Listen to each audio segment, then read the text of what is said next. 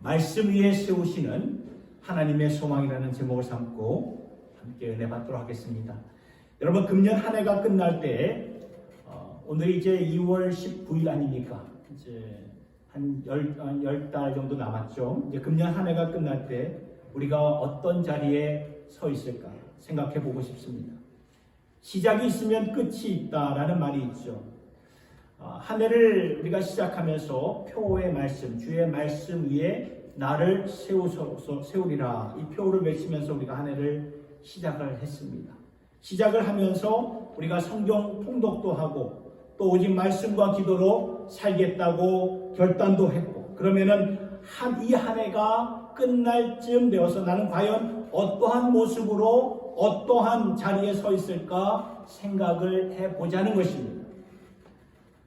스티븐 코비가 썼던 세상에서 성공하는 사람들의 7가지 습관의 그 책을 보아도요, 끝을 보고 시작을 하라는 원리가 나옵니다.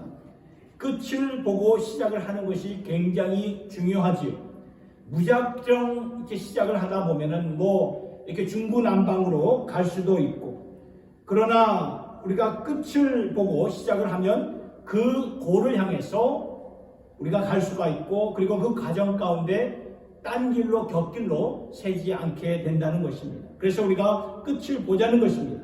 우리가 주의 말씀 위에 나를 굳게 세우겠다고 그 어느 때보다도 우리가 말씀을 읽고 말씀을 사랑하며 그 말씀을 묵상하며 살기로 했는데, 그렇다면 어떠한 모습을 우리가 소망하며 시작해야 되는 것일까요?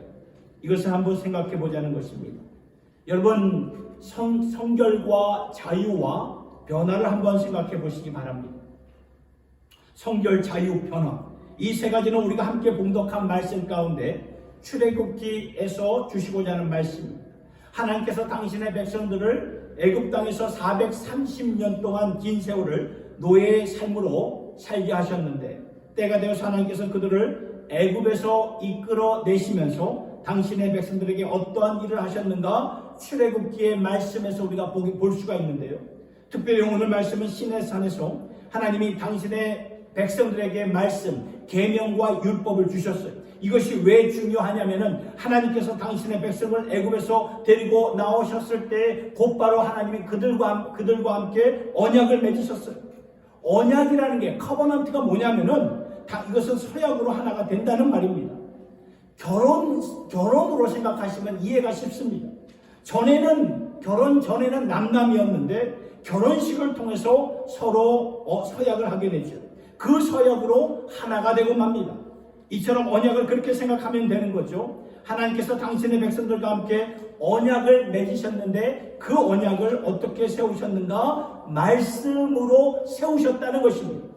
그러니까 하나님께서 당신의 뜻과 사랑과 소망이 담겨있는 말씀을 백성들에게 주시면서 언약을 맺으셨어요. 나는 너의 하나님이 되겠다. 그러면 백성들은 그 말씀을 받아들이면서 하나님의 뜻과 소망, 목적과 우리를 향한 하나님의 간절한 소망이 담겨있는 말씀을 우리가 받아서 살아가겠습니다. 그러니까 말씀으로 하나님은 말씀을 주시면서 서약을 주셨던 것이고, 우리는 말씀을 받으면서 서약을 받는 것입니다. 그러니까 말씀으로 언약이 맺어지는 그러한 장면입니다. 그래서 오늘 본문을 보면 하나님께서 당신의 백성들에게 이렇게 말씀을 하시는 것입니다. 너희는 이제 말씀으로 굳게 서야 된다. 이것이 내 백성이 되는 것이다. 이것이 내가 선택한 백성이다. 여러분, 우리가 살고 있는 세계가 4차원의 세계 아시죠? 그래서 우리가 우주로, 이 스페이스로 가게 되면은 지금 우리가 살고 있는 4차원의 현실에서 벗어나게 된다는 거죠. 이게 좀 이렇게 느껴질 수는 없지만, 그러나 물리학적으로 공부를 하다 보면 충분히 이해가 되는데요. 그런데 하나님은 어디에 계실까요? 우리 하나님은 어디에 계시는 것입니까? 그 우주 위에 계시는 분이 계신다는 거예요. 그러니까 우리가 우주만 보아도 우리가 살고 있는 그런 4차원의 현실에서 벗어난 것인데, 하나님은 그 위에 계시다는 것입니다. 그러니까 하나님은 4차원 세계가 아니라 무차원 세계에 계신 분이죠. 무차원 세계에 계신 하나님을 4차원 세계에 살고 있는 우리 작은 피조물들이 그 하나님을 만날 수 있다는 것은 불가능한 거예요. 그래서 하나님의 얼굴을 보면 다 죽을 수밖에 없는 거예요. 그래서 하나님이 말씀으로, 주의 말씀으로 우리에게 임하시는 것입니다. 근데 그 말씀이 임하시는 그 장면에서도 굉장히 무시무시한 것을 보게 되는데, 오늘 말씀을 보니까 출애굽기 20장 18절의 말씀, 번개와 우레와 연기와 불이 있다라는 것을 보게 되죠. 그러니까 백성들이 벌벌 떨면서 우리는 거기 가지 못하겠다. 모세, 당신 가서, 하나님이 택하신 종이니까 당신이 가서 우리를 대신하여 그 말씀을 가지고 우리에게 오십시오 라고 부탁을 하는 장면이 오늘 본문의 내용이라는 거예요. 근데 중요한 것은 여기서 하나님이 백성들과 만나주시는 거예요. 말씀을 가지고 만나주시는 것입니다.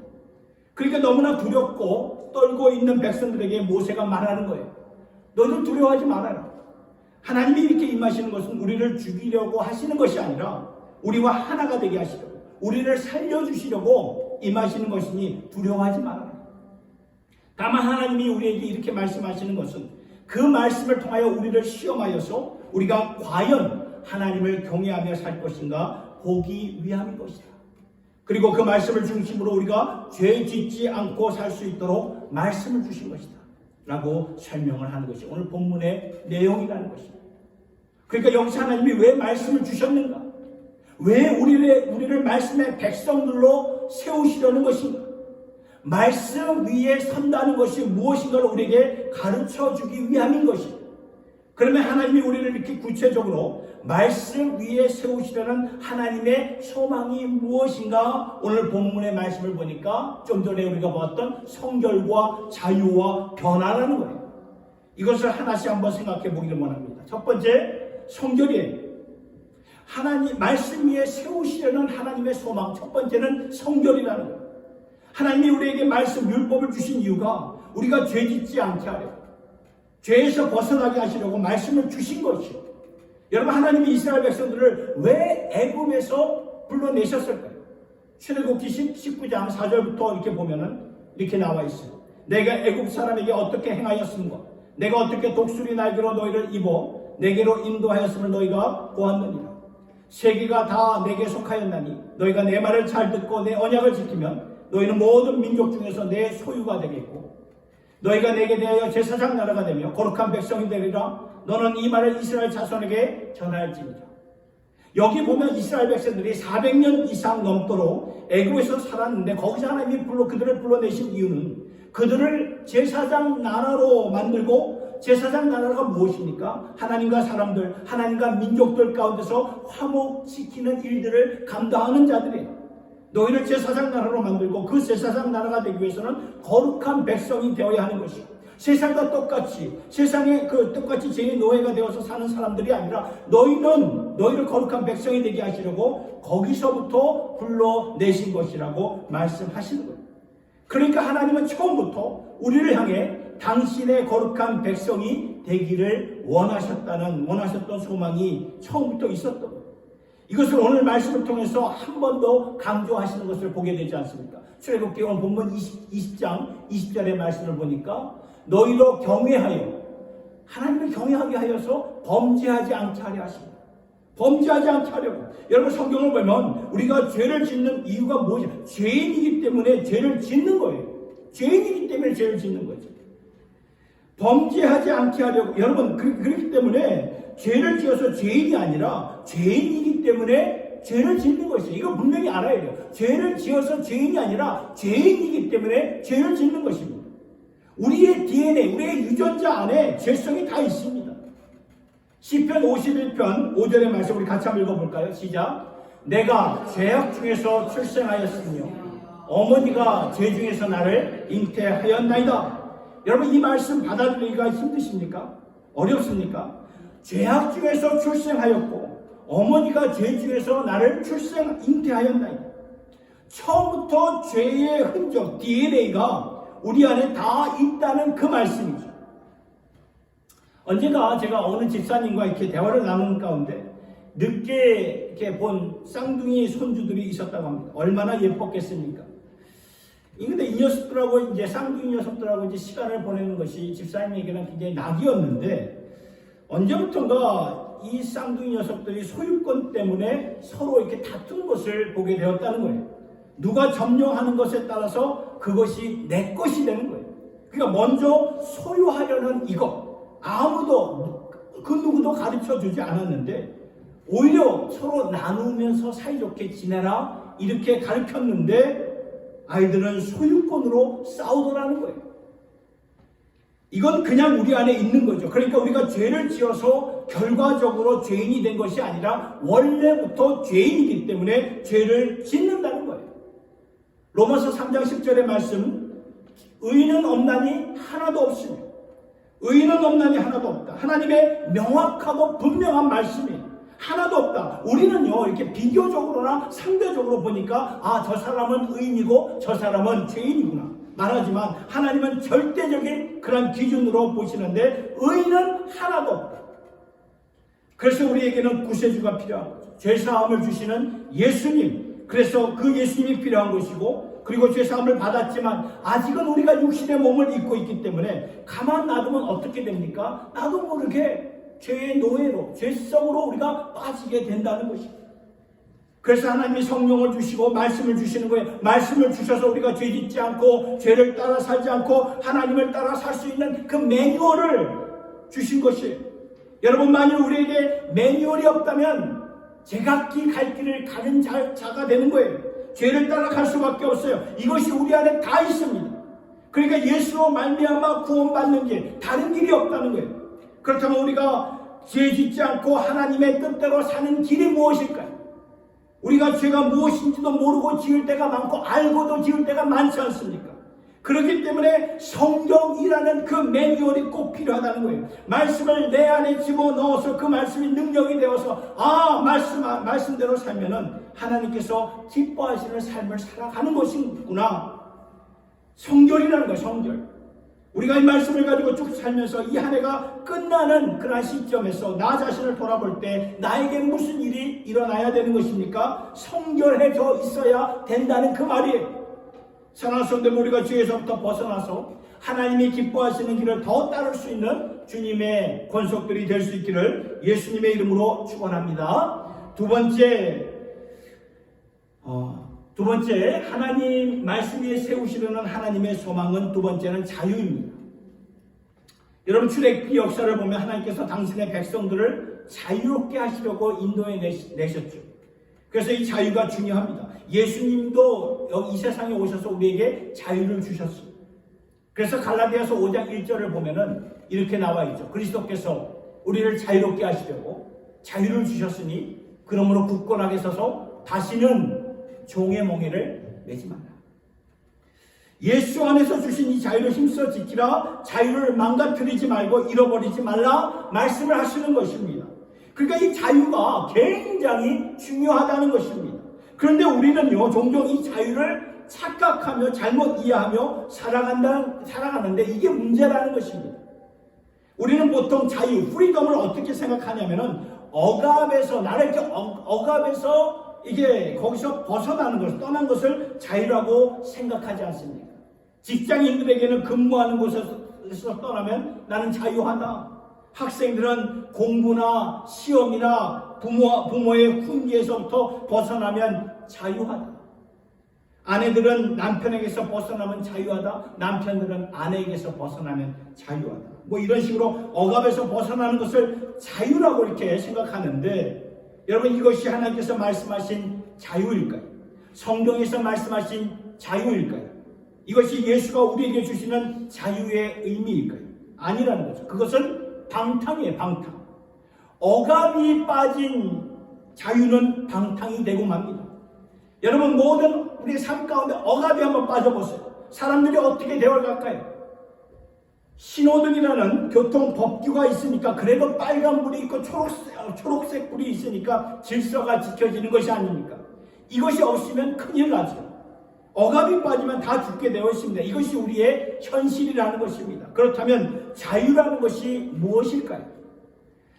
억압이 빠진 것이 자유가 아니라 자유라는 것은 성경을 잘 보면 출애굽기 말씀 전체에서 자유에서 비롯된 말씀이기 때문에 그래서 출애굽기 말씀을 잘 보면 자유가 무엇인가를 너무나 우리에게 디테일하게 자세하게 설명을 해 주시는 거죠.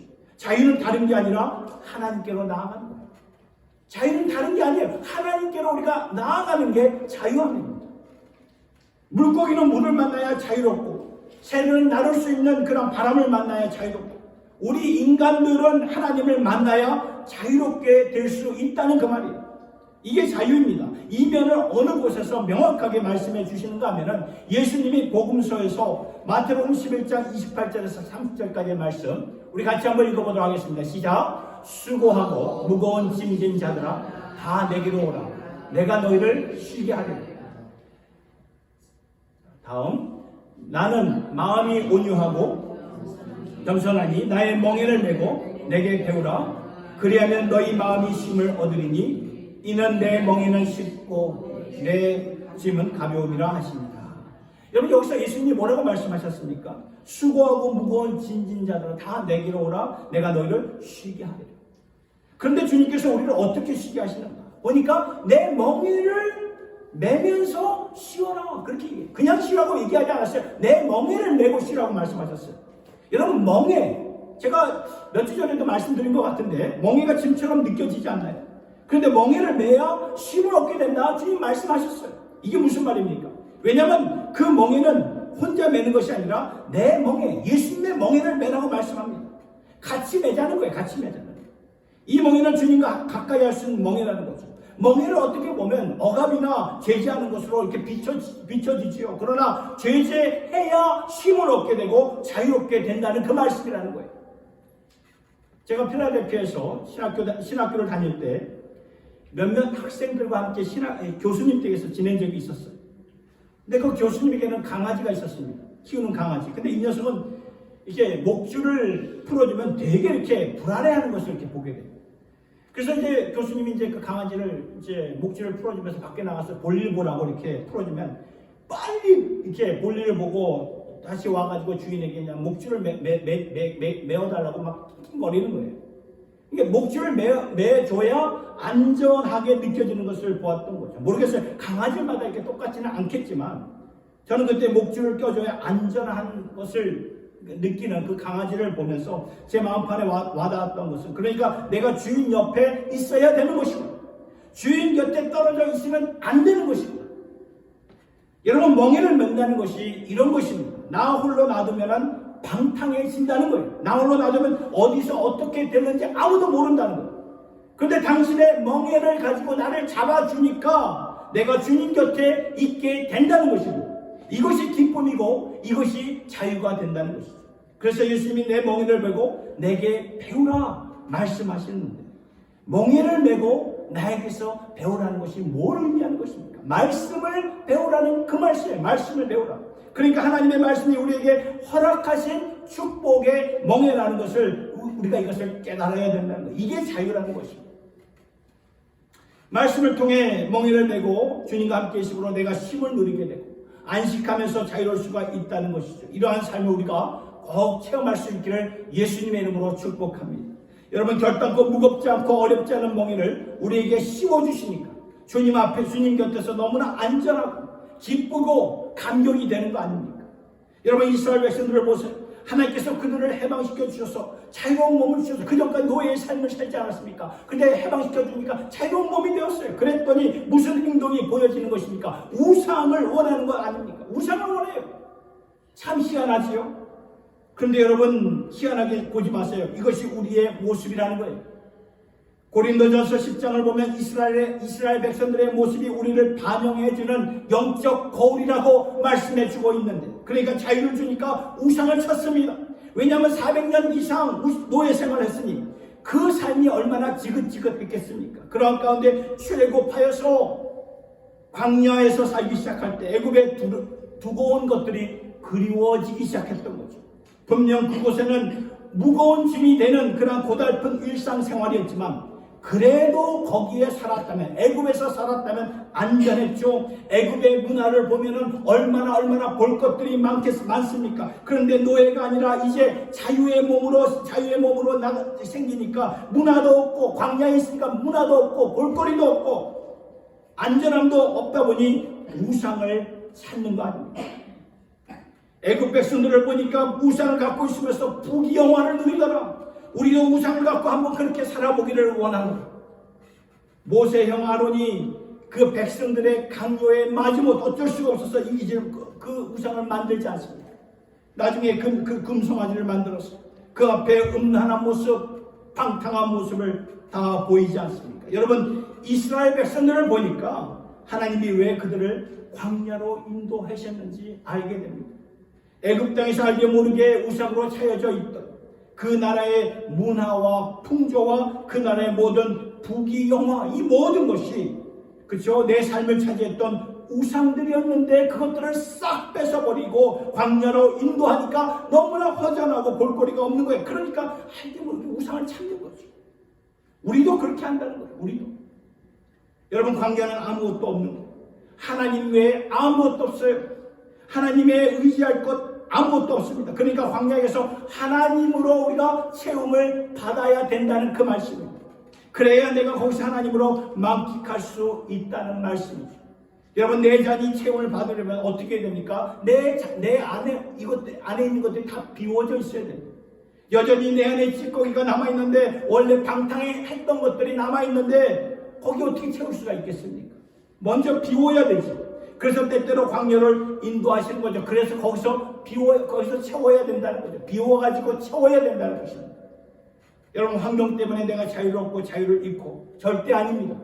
환경이 어떠하든지 간에 그곳에서 내 자신을 비워서 하나님으로 체험을 받을 수 있으면 그곳에서 우리는 하나님의 은혜와 자유를 만끽할 수가 있다는 것입니다. 그래서 말씀을 주시는 거예요. 말씀으로 채워지는 것이 곧 하나님으로 채워지는 것이기 때문에 그러면 내가 자유함을 얻게 된다는 것입니다. 여러분, 갖고 있는 것 있어도 욕심이라는 것, 그렇죠? 성공을 성취하기 위해서 가려는 것, 남들보다도 먼저 되려고 하는 것, 이것 있잖아요. 우리를 죽이는 거예요. 죽이는 것입니다. 가정을 망가뜨리고 인간의 도덕성을 파괴해버리는 것입니다. 그렇기 때문에 알게 모르게 이런 우상들로 꽉 차여져 있으면 차여져 있는 우리들의 모습을 보게 되지 않습니까? 그래서 하나님께서는 때때로 우리를 광야로 인도하여 주신다는 거죠. 그 광야가 개개인마다 여러 가지 모습으로 우리에게 경제적인 아픔이 될 수가 있고, 가정의 아픔이 될 수가 있고, 자녀의 아픔이 될 수가 있고, 억울한 그런 누명을 쓰는 것으로 될 수가 있고, 여러 가지가 될 수가 있어요. 그러면 우리는 그 광야에서 지금까지 알게 모르게 쌓여져 있던 죄악의 찌꺼기를 비워버리고 내 잔을 하나님으로 채우시고 말씀으로 채우실 수 있는 주의 백성들이 될 수 있기를 예수님의 이름으로 축원합니다. 세 번째, 말씀 위에 세우시려는 하나님의 소망은 변화입니다. 여러분, 하나님께서 말씀을 주셨을 때는 당신의 인격을, 캐릭터를 담아서 주신 것입니다.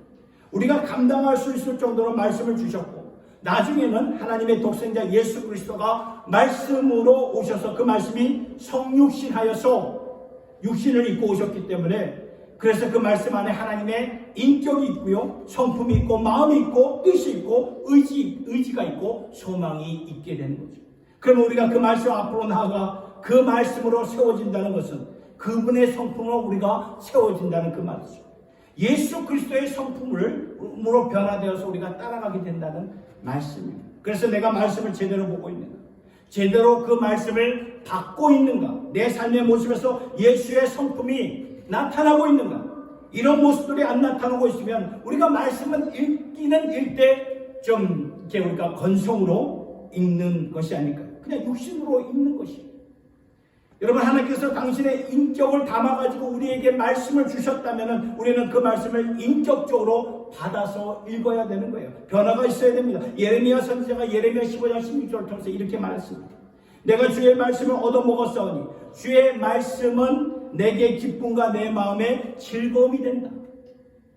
주의 말씀을 얻어 먹었다. 먹었다는 게 뭐예요, 여러분? 먹는다는 것은 내 몸 안에 들어와서 살이 되고 피가 되고 뼈가 되는 것이 안 된다는 그 말이 아닙니까?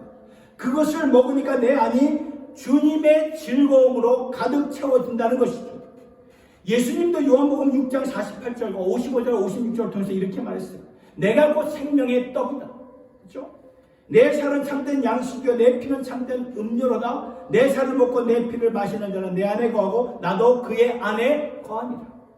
보셨나요? 내가 생명의 떡이다. 나를 먹고 마셔라. 먹는 것은 내 안에 들어와서 내 몸이 되는 거고 내 살이 되고 내 피가 되는 거죠. 예수님을 그렇게 인격적으로 받으시라는 그 말이에요. 예수님이 말씀으로 오셨잖아요. 말씀이 육신이 되어서, 그렇죠? 그러면 그 말씀을 꼭꼭 씹어 먹으라는 거죠. 예수님의 인격이 내 안에 들어와서 내 모습이 예수님처럼 변화되라는 그 말씀이에요. 이것은 하나님이 처음부터 가지셨던 소망의 소망. 로마서 8장 29절의 말씀을 보니까 하나님이 미리 아신 자들 또한 그 아들의 형상을 본받기 위하여 미리 정하셨다. 하나님께서 미리 우리를 하나씩 다루셔서 당신의 아들의 형상을 본받기 위해 정하셨다는, 그래서 믿게 하셨고, 그래서 의롭게 하셨고, 그래서 영화롭게 해주셨다는 말씀이라는 거예요. 왜요? 그리스도의 형상을 본받게 하기 위한 것입니다. 이것이 하나님의 마음이고요, 하나님의 소망이라는 것입니다. 그래서 말씀을 보면서 인격적으로 보며 그 말씀을 먹으면서 주님의 살과 피를 먹고 마시면서 그 말씀을 통해 그것이 나의 살과 살이 되고 뼈가 되고 나의 모심이 되고 나의 인품이 되어야 된다는 것입니다. 말씀을 맺습니다. 예수님이 하나님의 말씀이 되어서 우리에게 직접 오셔서 우리의 삶을 사시면서 우리에게 생명의 말씀이 되어 주셨기 때문에 우리 모두 예수님처럼 변화되셔서 빗나간 자리에서 십자가 중심으로 돌이켜 성결함을 입고 성령의 빛으로 살아가는 저와 여러분 모두가 될 수 있기를 예수님의 이름으로 축원합니다. 기도하겠습니다. 하나님 아버지, 우리에게 말씀을 주셨을 때 하나님이 우리에게 진정 원하시는 소망이 무엇인가를 오늘 말씀에서 보았습니다. 그것은 성결입니다. 우리 안에 죄가 있고 죄악의 모습이 항상 있지만 우리가 그 말씀을 따라 살 때 우리가 죄의 종노릇하는 것이 아니라 하나님의 종이 되어 살게 되는 줄로 믿사오니 우리를 인도하여 주시옵소서. 또한 우리에게 자유를 주셔서 너무나 감사합니다.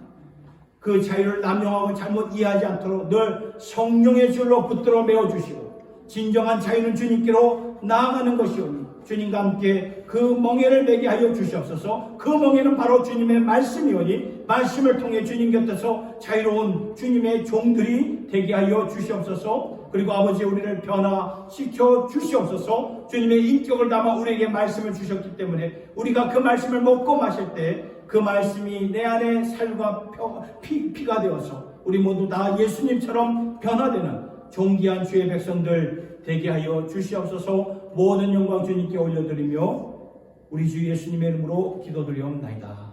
아멘.